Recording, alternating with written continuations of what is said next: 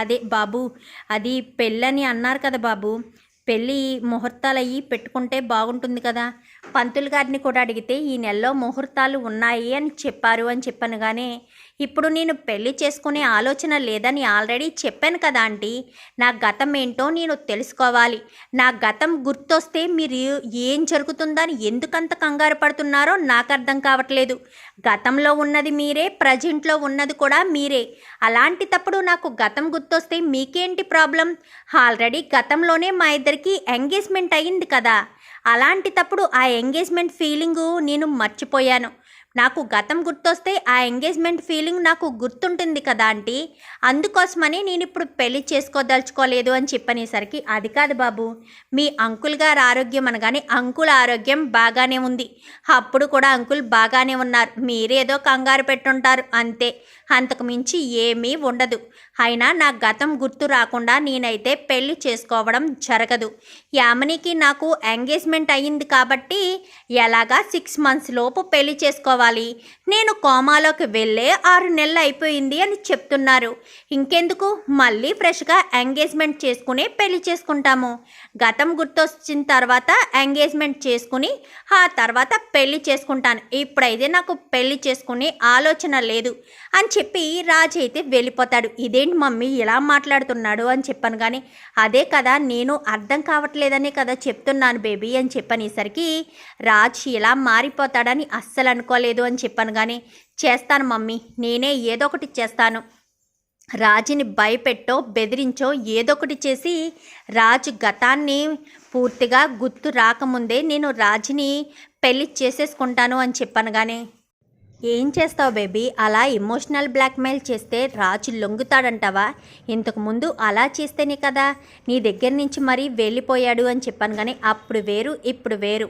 అప్పుడు వాళ్ళమ్మ వాళ్ళ ఇంటికి వెళ్ళిపోయాడు, ఇప్పుడు ఎక్కడికి వెళ్ళిపోతాడు అని చెప్పి ఇంకా యామిని కాస్త ఏదో జరుగుతుంది, రాజు మెళ్ళలో తాళి కట్టేస్తాడు అని పగట కలలు కంటూ ఉంటుంది యామిని. అయితే రాజు మాత్రం అంతకు మించే ఎక్కువగా చేయాలనుకుంటాడు. ఇంకా ఒక రోజైతే రాజ్ కావ్య ఇద్దరు కూడా బయట కలవడానికి వెళ్తారు. అక్కడికి వెళ్ళి మరీ గొడవ పెట్టి, నేను నీ కళ్ళ ముందే సూసైడ్ చేసుకుంటాను నువ్వు నా మెళ్ళలో తాళి కట్టకపోతే అని చెప్పి కావ్య ముందే తాళి కట్టించుకుందామని ఫిక్స్ అయి వెళ్తుంది. వెళ్ళేసరికి కరెక్ట్గా యామిని కొంచెం దూరంలో ఉండగానే కావ్యకు చేయి పట్టుకుని ఫ్లవర్ ఇస్తూ ఐ లవ్ యూ అని చెప్పనేసరికి ఒక్కసారిగా షాక్ అయిపోతుంది యామిని. అదేంటి, నన్ను పెళ్లి చేసుకుంటానన్నాడు, ఫ్రెష్గా ఎంగేజ్మెంట్ చేసుకుంటానన్నాడు, మరి కావ్యకు ప్రపోజ్ చేస్తున్నాడేంటి అనుకుంటూ ఇంకా దగ్గరికి వెళ్దాం అనుకునేసరికి రాజ్ కావ్యను హత్తుకుని రాజ్ కావ్యకు నొసట మీద ముద్దు పెట్టేసరికి ఒక్కసారిగా యామిని షాక్ అయిపోతుంది. ఇంకా ఒక్కసారిగా స్పృహలోకి వచ్చేసరికి, చిచి కలగన్నానా, తెల్లవారుజామున వచ్చే కళ నిజమవుతాయి అని చెప్పి మమ్మీ వాళ్ళు ఎప్పుడూ చెప్తుండేవారు. ఎట్టి పరిస్థితులు ఈ కళ నిజం కాకూడదు, బావ ఎప్పటికీ కావ్యకు ప్రపోజ్ చెయ్యకూడదు, కావ్యకు ముద్దు పెట్టకూడదు అని చెప్పి ఇంకా యామిని కాస్త బావా మనిద్దరం ఒక చోటకి వెళ్దామా అని చెప్పనేసరికి, ఎక్కడికి యామిని, అయినా నాకు ఇప్పుడు ఎక్కడికే వచ్చే ఇంట్రెస్ట్ లేదు అని చెప్పనేసరికి, ఏంటి బావా నాతో ఎక్కడికి రావడం లేదు, నాతో సరిగ్గా మాట్లాడడం లేదు, నాతో వచ్చే ఇంట్రెస్ట్ లేదు అంటున్నావు, నీకు మాత్రం నువ్వు సరదాగా బయట తిరుగుతున్నావు అని చెప్పనేసరికి, చెప్పాను కదా యామిని నాకంటూ ప్రైవసీ ఉండాలి అని, దానికోసమని నేను తిరుగుతున్నాను అంతే తప్ప నేనేమీ వేరే ఉద్దేశంతో తిరగడం లేదు అని చెప్పాను. కానీ అది కాదు బావా అని చెప్పనేసరికి, చూడు యామిని నాకు ఇప్పుడు ఎక్కడికి వెళ్ళే ఇంట్రెస్ట్ లేదు అని చెప్పాను. కానీ ఏంటి బావా చూస్తున్న కొలది నువ్వు ఇంకా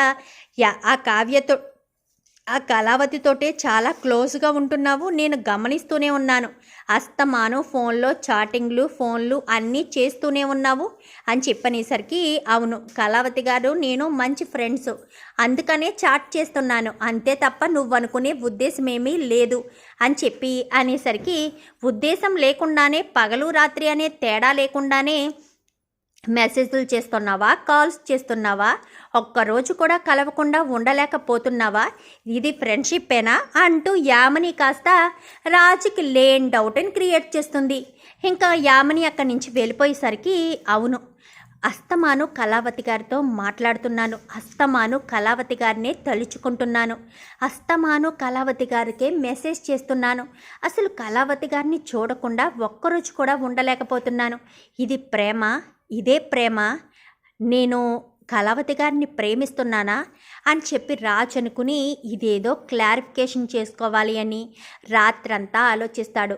ఎస్, నేను కళావతి గారిని ప్రేమిస్తున్నాను, నా ప్రేమ విషయం రేపే బయట పెట్టేస్తాను అని చెప్పి ఇంకా మరుసటి రోజు రాజు చాలా టిప్ టాప్గా రెడీ అయ్యి వెళ్తాడు.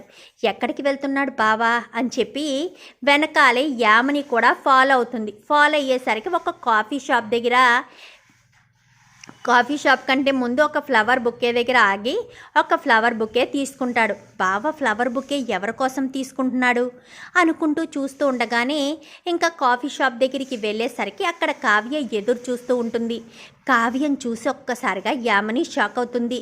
తన కలలో కనిపించిన సేమ్ సారీ, సేమ్ లొకేషన్, రాజు కూడా సేమ్ సిచ్యువేషన్. ఏంటి కలలో జరిగిందే నిజమవుతుందా ఏంటి అనుకుంటూనే ఉండగానే రాజ్ కాస్త చాలా సంతోషంగా దగ్గరికి వెళ్తాడు. వెళ్ళిన వాడు కాస్త కలలో ఎలా అయితే ప్రపోజ్ చేశాడో సేమ్ అలానే ప్రపోజ్ చేస్తాడు. ఒక్కసారిగా యామిని షాక్ అయిపోతుంది. అంటే తెల్లవారుజామున వచ్చింది కాబట్టి నాకు ముందంచు హెచ్చరిగా వచ్చిందా, నేనే తెలుసుకోలేకపోయానా ఏంటి అనుకుంటూనే ఇప్పుడు ఏం చేస్తాడు, కలలో చూసినట్టుగానే ముద్దు పెడతాడా ఏంటి అనుకుంటూ ఉంటుంది. ఈలోపు రాజ్ కాస్త ఐ లవ్ యూ కళావతి గారు అని చెప్పి కావ్యను హత్తుకుంటాడు. హత్తుకున్నవాడు కాస్త ఇంకా కావ్యను దగ్గరికి తీసుకుని నొసట మీద ముద్దు పెట్టేసరికి ఒక్కసారిగా యామిని షాక్ అయిపోతుంది. కళ్ళలో ఏదైతే జరుగుతుందో యాజ్ టీజ్గా తన కళ్ళ ముందు కూడా అదే జరిగేసరికి ఇంకా యామిని అయితే ఏం చేయాలో అర్థం కాని పరిస్థితిలో ఉంటుంది. తీరా మోసి ఎదురుపడి అడుగుదామా అంటే నువ్వెక్కడికి ఎందుకు వచ్చావు, నా వెనకాలే ఫాలో అయి వచ్చావా అని వార్నింగ్ ఇస్తాడు. ఇప్పుడు నేను ఏం చేయాలి అనుకుంటూనే యామిని కాస్త అక్కడి నుంచి వెళ్ళిపోతుంది. నిజంగా నన్ను మీరు ఇష్టపడుతున్నారా అని చెప్పాను కానీ అవును కళావతి గారు, నాకు యామిని అంటే అస్సలు ఇష్టం లేదు. యామినికి నాకు ఎంగేజ్మెంట్ అయిందని తను చెప్తుంది తప్ప నాకు ఆ ఫీలింగే కలగడం లేదు. అసలు మా ఇద్దరికి ఎంగేజ్మెంట్ జరిగినట్టు నాకు కనిపించడం లేదు. అందుకే నేను మిమ్మల్ని పెళ్లి చేసుకుందామనుకుంటున్నాను. మీకు ఎలాంటి అభ్యంతరం లేకపోతే నా మనసులో ఏదైతే ఫీలింగ్ మొదలైందో మీ మనసులో కూడా అలానే ఫీలింగ్ మొదలైందని చెప్పి నేను ప్రపోజ్ చేశాను అని చెప్పనేసరికి ఇంకా కావ్య ఏం మాట్లాడదు. మీకు నేనంటే ఇష్టమే కదా, అందుకే నేను మీకు ఫ్లవర్ ఇవ్వగానే మీరు సంతోషపడ్డారు, నేను మిమ్మల్ని హత్తుకోగానే హ్యాపీగా ఫీల్ అయ్యారు, నేను మిమ్మల్ని నొసట మీద ముద్దు పెట్టుకోగానే మీరు నాకు అభ్యంతరం చెప్పలేదు. అంటే నేను అంటే మీకు ఇష్టమే కదా, మీకు నా మీద ఫీలింగ్ ఉంది కదా, ఇంకందుకే మీరు మాట్లాడలేదు. ఆడపిల్ల కాబట్టి సిగ్గు విడిచి చెప్పలేక మీరు మీ నోటి వెనకే మాటలు దాచేశారని, మనసులోని మాట బయటికి తీయలేదని నాకు అర్థమైంది.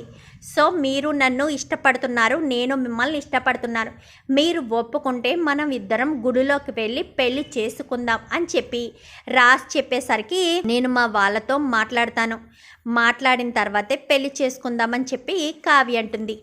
సరే మరి యామిని ఒప్పుకుంటుందా అని చెప్పాను కానీ యామిని అంటే నాకు ఇష్టం లేదని ఈరోజే చెప్పేస్తాను, నేను కళావతి గారిని ఇష్టపడుతున్నానని చెప్పేస్తాను అని చెప్పనేసరికి మరి మిమ్మల్ని ఎమోషనల్గా బ్లాక్మెయిల్ చేస్తే అప్పుడు మీరేం చేస్తారు అని చెప్పాను కానీ ఎలా బ్లాక్మెయిల్ చేసినా నేను మాత్రం మిమ్మల్ని పెళ్లి చేసుకుంటాను, ఇంకా ఎవరిని పెళ్లి చేసుకునే ఆలోచన నాకు లేదు అని చెప్పి రాజ్ కాస్త అంటాడు. మరి చూద్దాం రాబోయే ఎపిసోడ్స్లో మరి యామిని ఎలా రియాక్ట్ అవుతుందో.